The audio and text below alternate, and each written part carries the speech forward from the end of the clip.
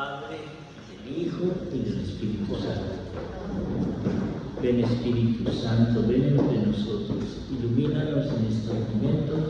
Encontré un resumen muy bonito entre el pensamiento escolástico sobre la muerte y el pensamiento cristiano sobre la muerte, pasando por San Ignacio de Loyola, pasando por San Agustín, pero también pensando desde el pensamiento como el de Marco Aurelio, como el de Epicteto, como el de Séneca, en el cual estamos pensando siempre y a toda hora que la muerte no es el fin.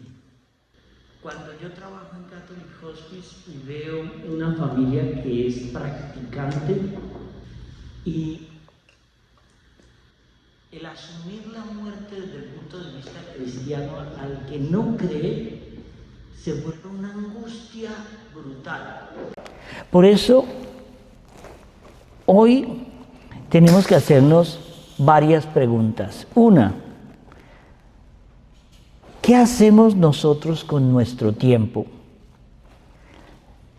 No me refiero a si estamos desperdiciando momentos grandiosos. No. En el día a día, ¿cómo estamos perdiendo el tiempo?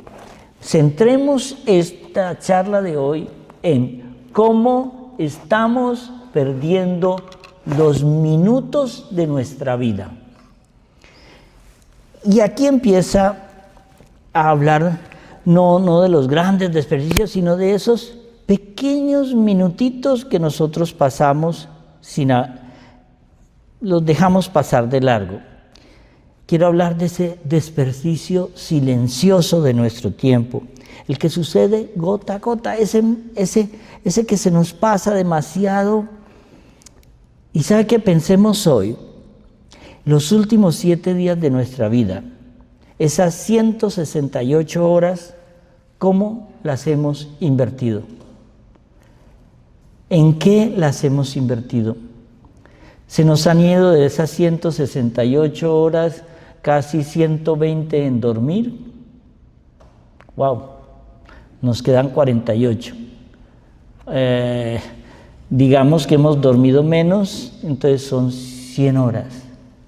Y de esas 68 que nos quedan, nos la hemos pasado comiendo 20 horas. Nos la hemos pasado en un carro pensando y todo eso, 20 horas. Y dejamos 8 horas, ¿para qué? 28 horas. Esa es la pregunta. ¿Cuántas de esas horas hemos invertido en lo que realmente importa en nuestra vida? ¿Cuántas les dedicaste a las personas que realmente amas? ¿Y cuáles has dedicado a realizar tus sueños? ¿Cuántas simplemente desaparecieron en el scroll infinito de las páginas sociales? ¡Wow! Diría que de las 120 que deberíamos dormir, la mitad estamos metidas ahí. Entonces, como estamos metidos en eso, nos damos cuenta de algo. La mayoría de nosotros vivimos como si el tiempo fuera un recurso infinito. ¿Por qué no nos ponemos a pensar? ¿Por qué no hacemos ese proyecto que siempre hemos querido? ¿Por qué a la gente prácticamente le da miedo dar un paso a renunciar de un trabajo que lo agobia pero que lo mantiene? ¿Por qué no estamos en unas relaciones de pareja, en noviazgos, donde sabe que eso no va a ir para ningún sitio, pero ahí estamos? Estamos nosotros como supeditados en un estado somnoliento, vegetamos la vida. La expresión que yo he encontrado más frecuente en los moribundos que me toca bendecir: Padre, todo fue tan rápido. Y estoy hablándote de personas de 80, 90, 100 años que han vivido mucho, pero todo fue tan rápido. Y mientras tanto, el reloj sigue corriendo implacablemente. La tragedia no es que la vida sea corta, la tragedia es que esperamos demasiado para empezar a vivirla de verdad. ¡Wow! Eso es profundo, ¿ah? La tragedia no es que la vida sea corta, la tragedia es que esperamos demasiado para empezar a vivirla de verdad. Cuando uno ve que Alejandro Magno conquistó el mundo y murió como de 33 años, cuando uno ve que hay grandes santos de los tiempos modernos, como Carlos Acuti, que con 15 años ha llevado la palabra del Señor donde quizá nadie ya estaba llegando, que era a los jóvenes. Entonces, el peligro más grande al que nos enfrentamos en la comodidad de nuestro tiempo y en el afán de vivir es el desperdicio del tiempo. Séneca desarrolla una idea con claridad. Argumenta que la vida humana es perfectamente suficiente si la usamos bien. Cuando uno ve estos santitos que murieron de 12 años, como Santa Inés, han pasado casi 1800 años y Santa Inés sigue vigente en nuestros corazones. Han transformado vidas, han enseñado al mundo a vivir. Pero el problema no es que Dios nos dio poco tiempo, el problema es que lo tiramos a la basura como si fuéramos a vivir eternamente. Vivimos como si tuviéramos todo el tiempo del mundo. Cuando nosotros nos ponemos a pensar en nuestra vida, tenemos que pensar en algo bien interesante. Hay que hacer un balance de nuestra vida, un análisis de conciencia. Y en el análisis de conciencia siempre llegamos a la confesión de vida. ¿Qué he hecho con mis 20, 30, 40, 80, 100 años? ¿Qué he hecho? ¿Dónde he invertido la mayoría de ese tiempo? Me casé, tuve 3 hijos y ya está. No. Mire cómo esto se empieza a poner. Nos preguntamos, ¿a dónde se fue ese tiempo? Lo dejamos escapar entre los dedos mientras mirábamos para otro lado. La buena noticia es que hay una cura. Una práctica antigua probada durante milenios que tiene el poder de despertarte del sonambulismo existencial. Les cuento, esto lo saqué de un resumen de una página que a mí me gusta y se llama Memento Mori.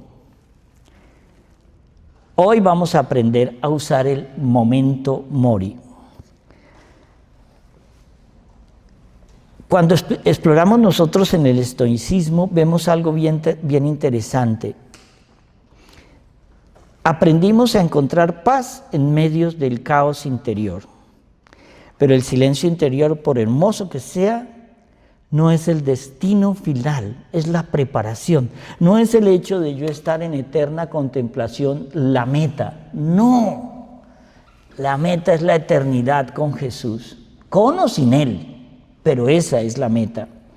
Entonces, para entender qué es el Memento Mori, en latín traduce algo así como recuerda que morirás. Esto no es una invitación a estar tristes, me voy a morir, ¿para qué hago todo lo que hago? No, es una invitación a la vida vivida con conciencia de su preciosidad.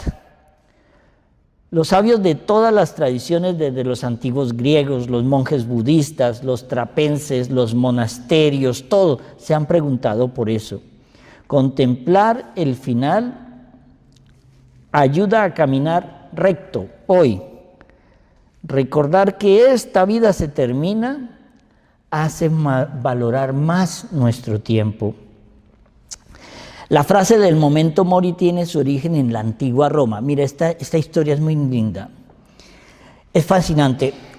Cuando un general romano lograba una victoria extraordinaria, él iba a estar tirado por 2 caballos blancos en una carroza.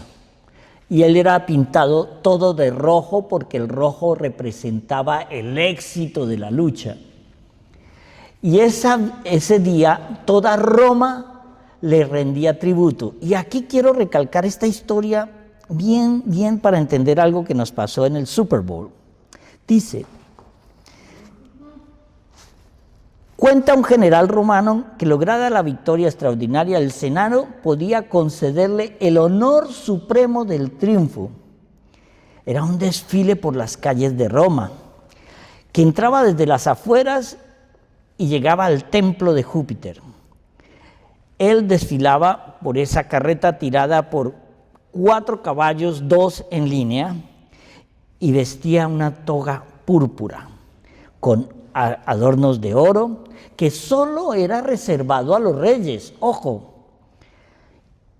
lo pintaban todo de rojo. ¿Y por qué lo pintaban de rojo? Porque Júpiter, el dios Júpiter del Olimpo, era pintado de rojo, de los romanos.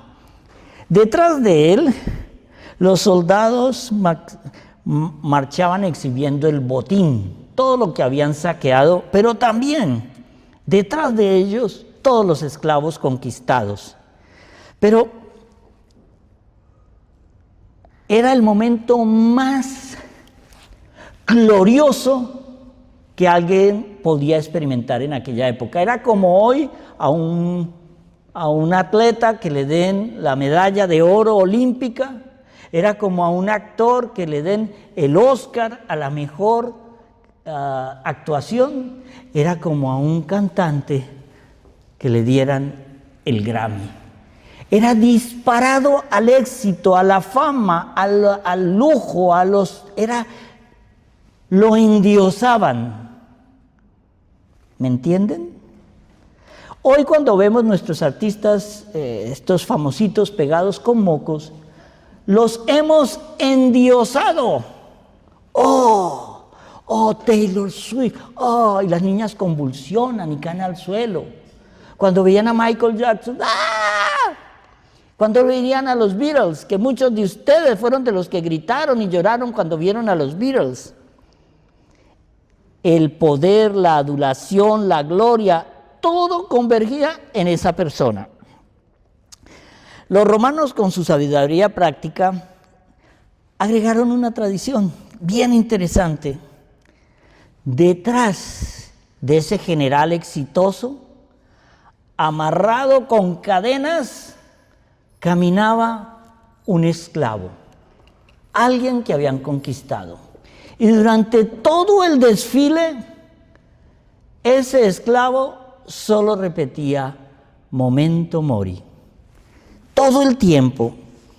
Y la función de ese esclavo era susurrar: memento mori, reposte omnipoten esse memento, que traducido decía: recuerda que morirás, mira detrás de ti, recuerda que eres un hombre. Ahora imagínate que algunas de nuestras estrellitas pegadas con moco, cuando reciben esa adulación, no se dan cuenta que cómo llegaron a ese nivel de fama, qué tuvieron que entregar para ese nivel de fama, a quién tuvieron que traicionar para ese nivel de poder. Entonces, cuando uno ve que la gente ahora está escandalizada de que si este payasito hizo esto o hizo aquello, y lo endiosan unos medios de comunicación y otros medios de comunicación lo apabullan, pensemos en una cosa: estos estrellas modernas no tienen el esclavo detrás diciéndole: recuerda que morirás, esto también pasará, eres un mortal, No. Hoy todo eso endiosa y endiosa y endiosa. Y la fama nunca es suficiente. Y siguen endiosándolo y la fama. Entonces hablan de que está defendiendo a los latinos. Pero se nos olvida algo. ¿Qué dice su música? ¿Qué dicen sus canciones? Y aquí es cuando tenemos que, como católicos, apostólicos y romanos, como verdaderos cristianos, pensar. Llegarán momentos donde los lobos se vestirán de corderos y utilizarán causas loables para engañar al pueblo. Pero mira el corazón de la gente. Cuando mi mensaje es lujuria, cuando mi mensaje es desenfreno, cuando mi mensaje es tener muchas mujeres, cuando mi mensaje es sexo, a drogas y alcohol, pero yo defiendo a los delfines rosados del Amazonas. ¿Qué estoy haciendo? Memento mori, sin esclavo atrás. Esa voz constante recordaba que todo pasará, que la gloria es efímera, que debajo de la toga púrpura y la pintura roja eres simplemente un mortal. Los romanos entendían en aquella época algo que nosotros hemos olvidado. El éxito es peligroso, el poder corrompe y la gloria ciega. Sin el recordatorio constante de nuestra mortalidad nos creemos más de lo que somos siempre. Y es ahí cuando el hombre empieza a creerse Dios. Michael Jackson, desde que yo lo conocí, mandó a hacer una cámara hiperbárica en su casa porque él iba a vivir más de 100 años. Porque él iba a ser algo así recordado por todas las generaciones como un hombre que vivió más de 100 años. ¿Se acuerdan de eso? Creo que todos se acuerdan porque aquí ninguno tiene 20 años. Entonces, cuando uno llega aquí, no nos damos cuenta que ese es el camino que termina destruyéndonos a nosotros. Y lo más grave, cuando yo me endioso, destruyo a todos los que me rodean. Cuando veía estos resúmenes que hacen a veces de en qué acaban los hijos de los famosos, cuando no tienen a Dios, drogadictos, con desórdenes sexuales, adictos al alcohol, fracasados, intentos de suicidio. Y uno dice, ¿alguien les recordó que entre más alto suba, más dura es la caída? Memento mori. Séneca vivió más o menos en el año 4 antes de Cristo y murió en el 65 después de Cristo, murió en unos 70 y algo. Es el filósofo estoico que más profundizó en la muerte. Y casi nadie sabe que él, Séneca, ese gran filósofo, nació en Córdoba, España. Fue llevado a Roma muy joven, donde se convirtió en un gran orador. En aquella época ser orador era lo máximo. Él era abogado y filósofo. Su carrera era de aquí para acá, de aquí para acá. Durante el emperador Claudio fue exiliado 8 años en Córcega y fue llamado de nuevo al Imperio Romano para ser el tutor del siguiente emperador. ¿Se acuerdan? Nerón. Él fue el tutor de Nerón. Pero cuando Nerón empezó en su locura, lo volvió a mandar a la cárcel. Era de aquí para acá, de aquí para acá. Pero Séneca, cuando se convierte en emperador Nerón, Séneca le decían que estaba detrás del trono, pero él estuvo durante los años buenos. Pero cuando Nerón se volvió ese monstruo, Séneca es obligado a retirarse y lo acusan de conspiración. Y es obligado a suicidarse, como Sócrates.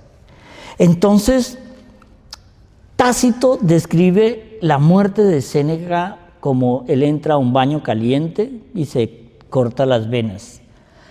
¿Por qué se suicidaban y utilizaban eso del suicidio? Era un honor, que te permitieran elegir cómo morir. Era un honor. Uno tiene que entender el pensamiento romano y el pensamiento griego, porque Sócrates, esto es interesante. Si ustedes leyeran el diccionario de la Real Academia de la Lengua Española del año 80 hacia atrás, describe yuca. Todos aquí hemos comido yuca, ¿cierto? Son hispanos, lo han comido. En aquella época, la definición era tubérculo venenoso que comen los indios de América. Aquí están sentados. ¿Pero por qué decía eso? Porque es que la yuca se exprimía y se sacaba un líquido que al dejar fermentar se convertía en cicuta. Y con la cicuta fue con la que se envenenó Sócrates.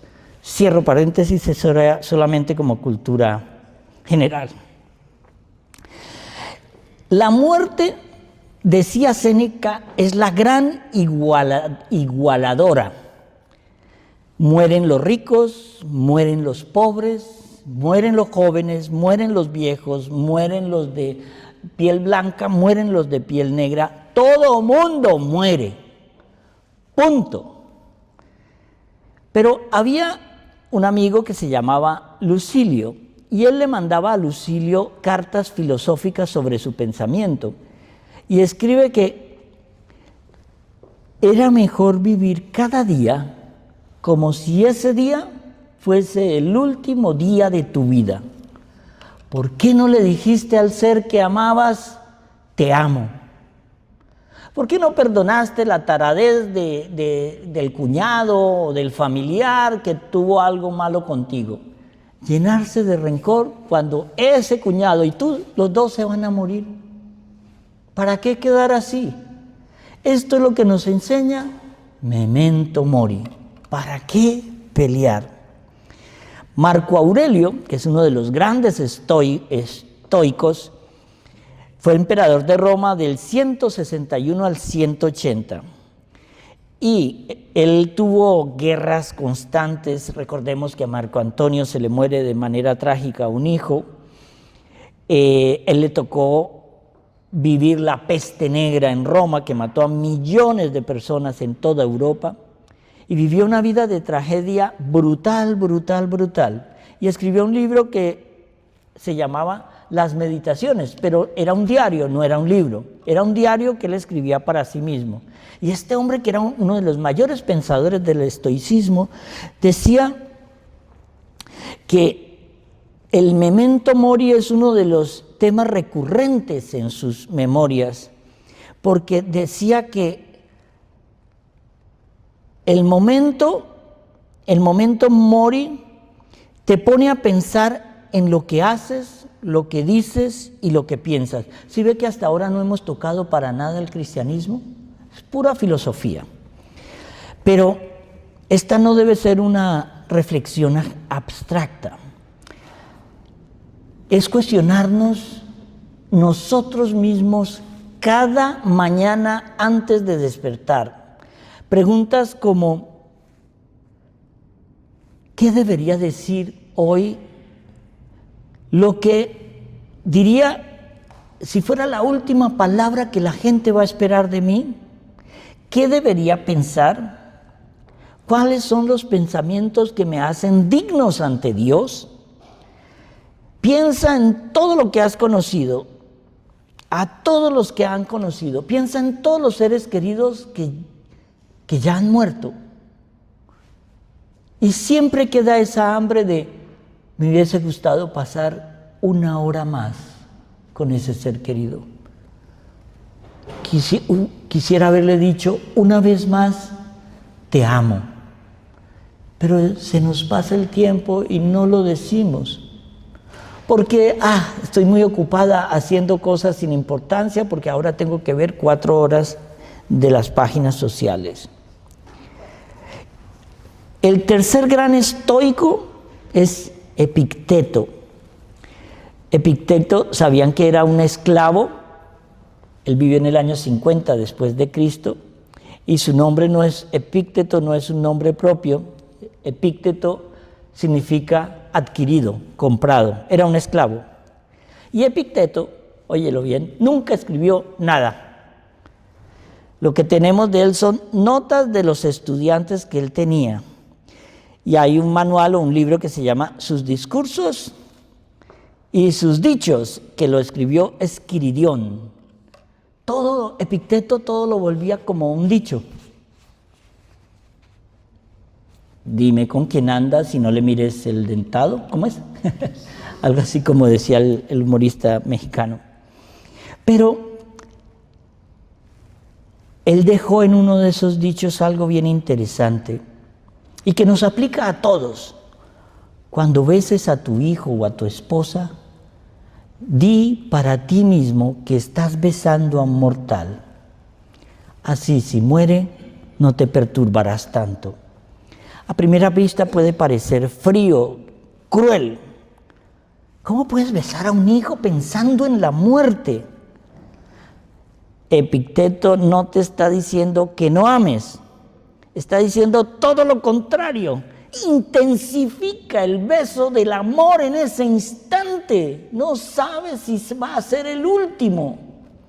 A tu hijo, a tu padre, a tu madre, a tu abuela, a tu amigo, no importa.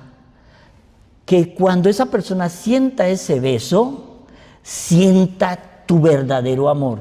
Eso ya es positivo en el memento mori. Entonces, cuando vemos aquí, Epicteto nos recuerda que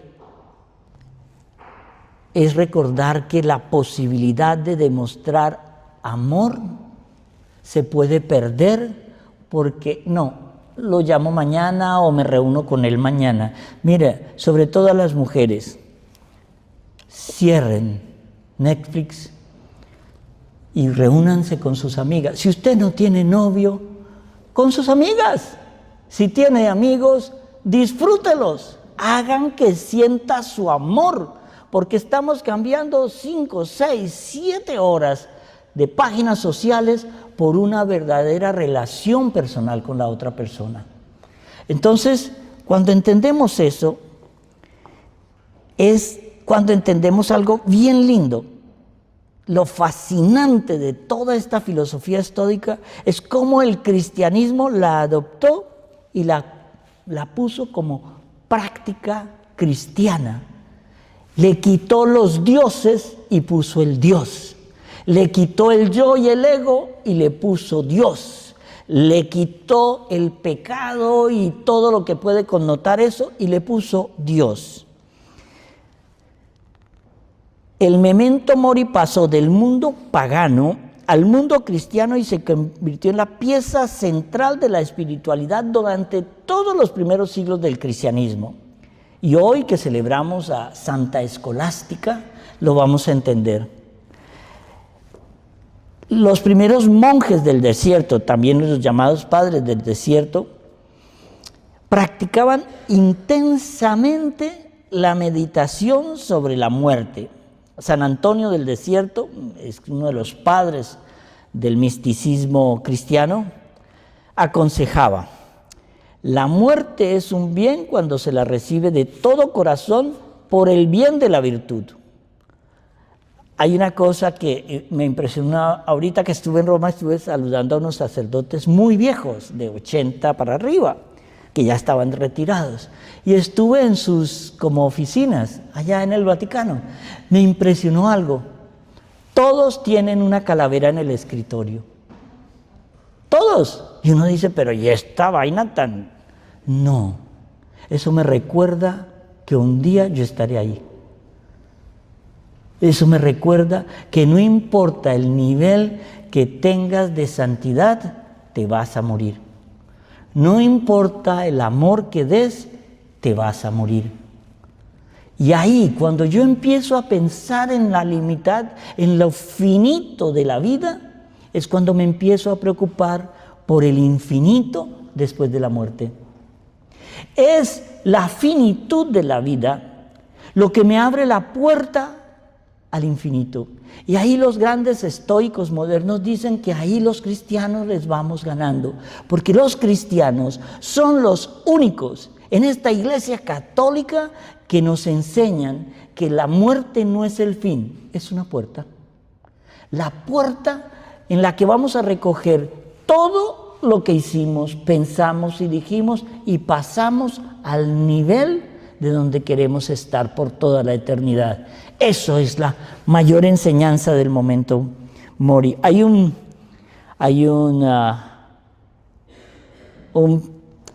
El abad Bargio, que también lo llamaban el psicólogo del desierto, padre del desierto, escribió los 8 pensamientos malignos.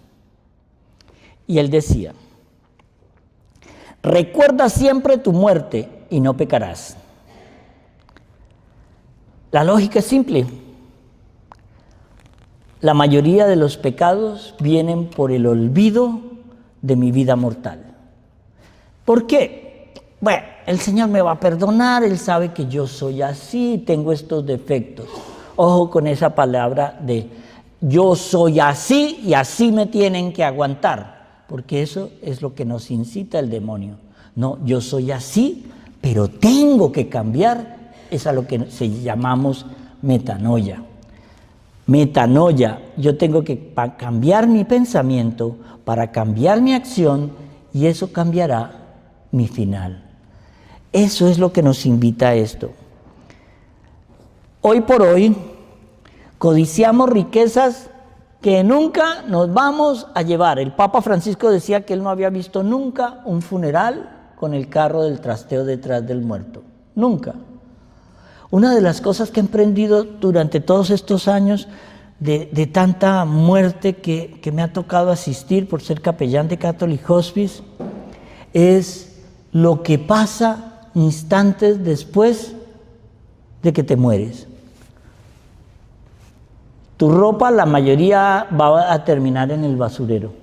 Esa por la que te mataste, esos pantalones que estaban de moda, esa blusa Gucci por la que te mataste, eso te lo va a llevar quizá, ay no, es que ya murió de un cáncer raro, no, yo no quiero eso, regálele eso a los pobres. Alguna joyita que valdrá la pena, porque casi toda es fantasía, se la quedará tu nuera, la que odiabas, la tipa esa vividora se la va a quedar. Tu carro se la llevará tu nieto drogadicto y lo va a estrellar contra un árbol. Y a los 3 meses ya la gente se acostumbró a tu falta. A los 6, si te he visto no me acuerdo, y al año serás un recuerdo, una fotografía en algún sitio. Pero ¿qué quedará de tu alma? Eso es lo que nos recuerda el Memento Mori. ¿De qué sirve acumular tanto si no podemos conservar? ¿De qué sirve odiar si todo será polvo y olvidado? Las iglesias católicas exhibían esqueletos y cráneos. No sé si han ido a la iglesia de Santa Inés, San Agnes en Roma. Uno entra a la iglesia y al lado hay una capillita con una especie de sagrario. Ahí está la cabecita de Santa Inés, que es así de chiquitita, es un cráneo. Recordemos que era una niña de 12 años, pero es chiquitica. Oí a una señora una vez decir, ay, ustedes los católicos son tan grotescos, ¿cómo van a poner? Y lo oí también visitando el brazo de Santa Teresa de Jesús y el corazón que está en un relicario de cristal. Ay, pero eso sí es grotesco. Ustedes, es una cultura de muerte. Ay, señora. ¿Sabe qué hay? Es cuando uno dice, hay batallas que no se dan. Tranquila, usted también se va a morir. Antes los cementerios quedaban en el centro de las ciudades. ¿No se han fijado que los cementerios más antiguos quedan en el centro? Váyanse aquí a la calle 8 y tendrán uno en el centro de la ciudad. En París van a encontrar los cementerios en el centro de la ciudad. ¿Qué son las catacumbas romanas? Cementerios de los cristianos, en el centro, en la Vía Appia, en el Vaticano, en todas partes. Entonces, Cuando vamos a ver esto, cuando tenemos que entender, para el cristiano la muerte es algo diferente. No es un muro, es una puerta. No es el fin, es una transformación. Es el encuentro con Dios, es el examen final donde cada palabra, cada pensamiento, cada acción van a ser sopesadas.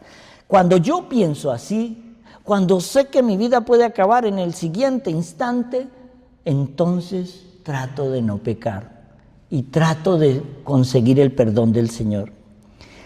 Cada decisión tiene consecuencias que trascienden la tumba donde queda tu cuerpo.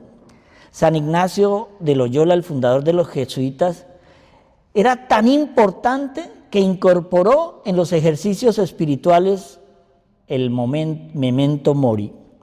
Pedía a los ejercitantes que imaginaran su propio lecho de muerte. Bueno, Jaime sabe más que yo de eso porque él estuvo con los benedictinos y con todos estos monjes, y ellos, a mí me impresionó una vez en Roma cuando me llevaron a un convento benedictino y me mostraron, mire, nosotros ya sabemos todo. Y me llevaron, mire, durante estos días que vas a estar aquí, este es tu lugar de comida, siempre siéntate ahí. Vamos a la iglesia, este es el lugar donde vas a orar. Vamos a tu celda, que llaman celda, es donde vas a dormir. Pero ellos, los monjes, durante su estadía ahí, empiezan a cavar su tumba, ¿sí o no? Y ellos empiezan a saber dónde van a ser enterrados. Y ellos cuidan su tumba porque saben que esa va a ser la cama eterna de lo que quede de ellos en el cuerpo. Pero eso, ¿cómo? El ataúd también lo hacen. Entonces, eso nos enseña algo bien interesante. El memento mori nos enseña que para el cristiano hay algo más. La muerte es terrible, no queremos morir, pero es la puerta a algo más grande. El memento mori del cristiano no es el final de toda una existencia, sino es aquello que nos dice, luego vendrá la vida eterna. Ahora entendemos esto, pero no nos dejemos conquistar por el miedo a la muerte. No, la muerte tiene formas de mantener la vida y nos enseña a disfrutar la vida, disfrutar cada minuto. ¿Yo qué prefiero? Ahorita termina la misa y prefiero irme ahora a encerrarme a ver 3 horas de páginas sociales que no me importan, porque ahora sé, por ejemplo, que ustedes saben por qué las vías férreas miden de anchura 1,24 metros. Por el memento mori. Porque los caballos que iban de 2 en 2 tenían unas ruedas. Y eso, alguien decía, lo leí hace poquito, los rieles de los trenes modernos tienen la distancia de los traseros de 2 caballos. Porque los 2 caballos, los 2 traseros, marcaban el ancho de la carreta. Y eso marcaba el ancho del camino. Y el ancho del camino era lo que marcaba de qué tamaño iban a ser las carrozas. Y luego, cuando las carrozas tienen rieles, conservan la misma distancia. Total, hoy vivimos en trenes bala que tienen el tamaño del trasero de 2 caballos caminando. ¿Sí ve? Memento mori. El psicólogo Ernest Becker escribió un libro sobre la muerte que se llamó La negación de la muerte. Pero dice, construimos monumentos, escribimos libros, tenemos hijos, acumulamos riqueza, pero sobre todo en este siglo buscamos fama como maneras de sobrevivir simbólicamente el más allá de nuestra muerte. Eso es una negación de la vida porque nos angustia, porque si inconscientemente creemos que tenemos un tiempo finito, entonces actuamos acorde a la vida eterna. Me confundí, ¿qué quiso decir esto?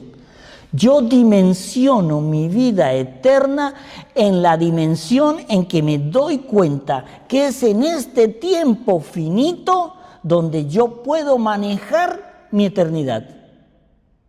No sé si lo entendieron, yo ya lo entendí.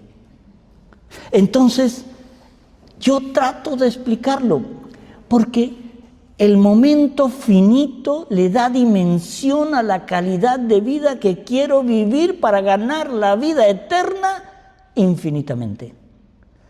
Cuando yo sé eso, empiezo a tratar de una manera diferente a todo el mundo. Los que están aquí de 70, 80, 90 y 100 años pueden preguntarse, ¿qué hice con mi tiempo? ¿A dónde fui? ¿A dónde paró todo esto? Me maté trabajando y no dejé que el tiempo lo disfrutara con mis hijos. Me maté trabajando y vi pasar toda mi juventud y ahora sigo sin tener plata, pero entonces ya no tengo ni juventud, ni hijos, ni nietos, ni nada. Memento mori. Antes la gente moría en casa, rodeada por la familia. Hoy muere en hospitales sola y acompañada de profesionales. Antes la persona estaba muriendo y podía estar consciente hasta el último minuto para, en el dolor y en el sufrimiento, también disfrutar de que estaba viva. Hoy le aplican una morfina y mentalmente muere 2 o 3 meses porque ya no vuelve a despertar. Antes la familia tenía conciencia de muerte, porque veía morir al abuelo, veía morir al hijo, veía morir al hermano, veía morir a la madre. Tenía conciencia de la muerte como parte integrante de la vida que el niño ya estaba viviendo. Hoy no. Hoy tanto la enfermedad terminal como el funeral son empresas profesionales. Antes la familia preparaba el cuerpo del fallecido. Ahora hay entidades que hasta lo maquillan como un payaso para que la gente diga, ¡ay, pero se ve como dormidita! Pero parece un payaso con todo lo que le pintan. Se perdió la conciencia y la humanidad de la muerte, porque ya la muerte no ocurre cerca a mí. No, es que tiene una enfermedad grave, ¡pum!, hospicio. ¡Pum!, póngale morfina. ¡Pum!, murió, a la funeraria, y luego yo voy con un pañuelo blanco a llorar. ¿Sabe qué? Por eso se vive la ansiedad de que nunca vivimos verdaderamente el duelo de ese fallecido. Y 5 años después, 2 años después, estalla en un ataque de ansiedad, estalla en un ataque de complejos, porque no supimos vivir la finitud que nos brindará la muerte. Hemos ganado comodidad, pero hemos perdido sabiduría. Las industrias de la muerte prosperan a pasos agigantados. Las redes sociales nos quita tiempo y se convierte en entretenimiento infinito. El consumismo desenfrenado, todos los que se benefician de la brevedad de la vida tienen una ganancia. Nos hemos deshumanizado. Seguro de vida. No, no es seguro de vida, es seguro de muerte. Solo te pagan si te mueres. Entonces, están vendiéndonos una posibilidad de que el seguro de vida, mientras exista, va a impedir que yo me muera. No, piénsalo siempre. Normalmente el que más disfruta tu seguro de vida cuando tú te mueras es la nueva mujer de tu marido.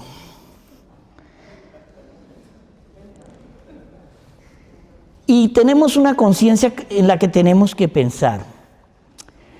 Los accidentes le pasan a otros. Las enfermedades terminales le pasan a otros. Las muertes súbitas le pasan a otros. El problema es que no estamos preparados para asumir la muerte nosotros mismos. El problema, muchas personas que han tenido experiencias cercanas a la muerte empiezan una transformación radical de la vida. Empiezan a deshacerse de todo lo que no, de la basura que uno acumula y que no sirve para nada. Mire, yo siempre recuerdo esta anécdota. Los viejitos guardan bolsas y bolsas y bolsas de las bolsas y en todas las bolsas. Y se está muriendo, le han dado 8 días de vida y uno les dice, estaba buscando, no sé, un papel. Sí, hay un armario, y pero eso está lleno de bolsas de arriba abajo. Es por si algún día la necesito. Te vas a morir. Yo no se lo digo, pero lo pienso. ¿Para qué va a servir eso? ¿Qué hacen cuando venden la casa o botan todo? Cogen todo a la basura. Y tú te dedicas a acumular. Memento mori es una forma de acceder a la claridad y de perder la ansiedad. ¿Por qué? Porque memento mori nos quita la ansiedad del futuro y nos regala el disfrute del presente. Es hoy que tu hijo tiene 10 años que tienes que disfrutar a tu hijo. Es hoy que tu hijo tiene 20 años y lo tienes que disfrutar. Es hoy que estoy dando esta charla, me estoy pasando la hora y me están diciendo, no, lo que viene. No, yo disfruto este momento, lo que dure. Ya está. El arrepentimiento número 1, el más frecuente de todos los que van a morir es, ojalá hubiera tenido el coraje de vivir una vida fiel a mí mismo, no la vida que otros esperaban de mí. La vida no vivida, los sueños sacrificados en el altar de las expectativas ajenas, es lo que más nos frustra cuando nos acercamos a la muerte. Mucha gente dice, si yo le hubiera confesado mi amor a esta mujer, hoy no me habría casado con esta otra bruja. Si yo hubiese salido de ese trabajo que me atormentó, hubiese hecho la empresa que yo quería. Si yo hubiese tenido tiempo para hacer ejercicio, pero estaba trabajando. Si yo hubiese, el yo hubiese es el verbo conjugado que nos lleva al infierno. Hubiese, si yo no hubiese pecado, si yo hubiese rezado, si yo hubiese ido al Santísimo, pero no escucharás nunca a alguien muriendo que diga, ojalá hubiese tenido más tiempo para compras, para tiempos en redes sociales, para haber tenido un mejor estatus. Muriendo el estatus ya no sirve. Ahora redondeamos esto con lo práctico. Hay unos pasitos, unos consejos. La primero es lo que se llamó la prueba del lecho de muerte. San Ignacio de Loyola en sus ejercicios espirituales tiene paralelos con la tradición estoica. En sus últimos días mira hacia atrás toda su vida y pregúntate siempre, ¿qué hice con el tiempo? Pero piensa que hoy que estás sano, estás en tu lecho de muerte. ¡Wow! Hoy entregaré mi vida. Y entonces lo disfruta hasta el último minuto. El último minuto. Tenemos una amiguita muy linda, Lorena Gómez. Una mujer que reconoció que lo más importante era estar cerca a Dios, alabando a Dios, viviendo ese momento de amor con Dios, pero sabe que los días los tenemos contados. ¿Estás considerando tú emprender algo que te apasiona? Hazlo ahora. No esperes a mañana cuando estén mejores las cosas. ¿De qué te arrepentirás en tu lecho de muerte? ¿De haber intentado y fracasado o de nunca haber intentado? La respuesta es clara. ¿Qué importará más? ¿Importará más haber visto todas las series de Netflix o haber compartido con esos seres queridos que te querían? La segunda herramienta es una práctica de lo que llamó Vanitas, el Vanitas moderno. En los Países Bajos hubo un movimiento pictórico que se llamó el Vanitas. y viene del libro del Eclesiastés. Vanidad de vanidades, todo es vanidad. Nos preocupamos por la moda, por la cartera que acaba de salir, por el carro último modelo, porque eso va con mi estilo. ¡Wow! No voy a decir nada al respecto, se cae de su peso. Pero en los Países Bajos, en todos los cuadros que ustedes van a encontrar en esa época de la Vanitas, van a encontrar que todo cuadro siempre tiene una vela que se está apagando, un reloj de arena invertido cuyos granitos de arena ya quedan pocos. Tiene todo lo que se está acabando en la vida y siempre por algún lado hay una calavera. Uno de los cuadros más importantes de esto se llama Los Embajadores, que pone a dos hombres súper opulentos y ricos y abajo una calavera que solo la puedes ver. El cuadro fue pintado para mirar desde abajo. Si lo ves de frente, no ves la calavera. Tienes que mirarlo desde abajo. ¿Por qué? Desde abajo ve el esclavo, desde abajo ve el mortal. Y solo cuando lo ves desde abajo, ves la finitud de la vida. Y el último, por eso les recomiendo que pongan en su escritorio donde están trabajando, por ejemplo, si usted trabaja para un banco, ponga una calavera. Pero bueno, era una broma. La tercera herramienta es una breve meditación matutina sobre la muerte. Señor, ¿qué he hecho hasta hoy? ¿Me vas a regalar otro día para honrarte a ti? Señor, antes de coger el teléfono en ese acto mecánico y ya aprendido por los esperpentos anodinos del mundo de las tinieblas, suelte ese teléfono y regálale 2 minutos a Dios, 2 minutos al Señor. Y debes recordar algo. Marco Aurelio cada mañana siempre pensaba, todos los emperadores antes de mí se murieron. El momento ideal es justo al despertar, antes de revisar el celular, antes de sumergirte en las urgencias del día. 2 minutos, todavía acostado, y le dices al Señor, Señor, gracias por este día, que esta noche no morí, pero ¿cómo querré vivir este día si este fuese el último día de mi vida? ¿Qué es verdaderamente importante para mí hoy? ¿A quién necesito hablarle para perdonar y pedir perdón? ¿Qué estoy posponiendo? Y sobre todo, Señor, enséñame a no caer más en el pecado, porque cada pecado contará en el umbral de la muerte y todos seremos juzgados. Por lo tanto, tener presente la finitud de la vida, el memento mori, es una manera de disfrutar la vida y quitarnos la ansiedad del futuro. Porque si yo disfruto el presente con lo que hago para alabar al Señor, ahí sí nos veremos arriba todos. Amén.